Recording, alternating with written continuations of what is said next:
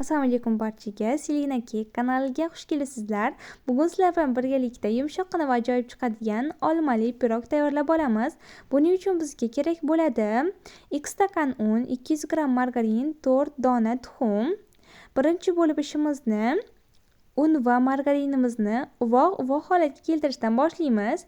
Keyin esa 4 ta tuxumimizni oqidan sarig'ini ajratib olib, oqini kremimiz uchun muzlatishga olib qo'yamiz. Sarig'ini esa ko'rib turganlaringizdaqa massaga qo'shib olamiz va yumshoqqina xamir qoramiz.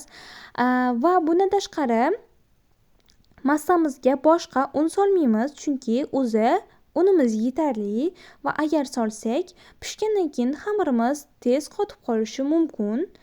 Xamirimizni qorib olgandan so'ng ikki qismga bo'lib olamiz. Birinchi qismi kichkina bo'lishi kerak va bu ustini bezatishimiz uchun kerak bo'ladi. Katta qismi esa xamirimizga.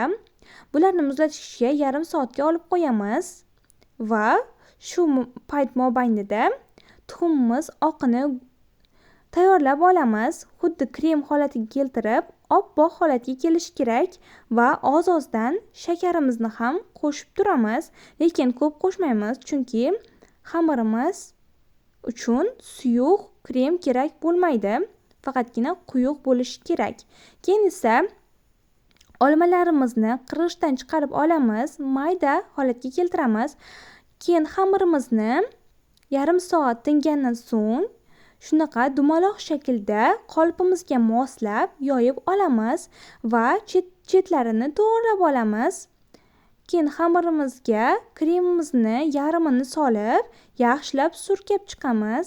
Olmalarimizni ham buning ustiga barchasini solib, terib chiqamiz.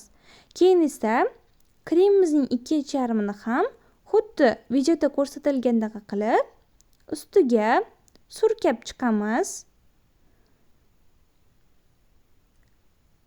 Keyin boyagi olib qo'ygan kichkina xamirimizni qirg'ich yordamida ustidan chiqaramiz.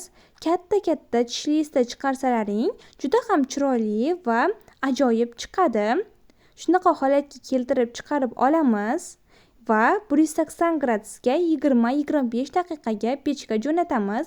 Mana tayyor bo'ldi.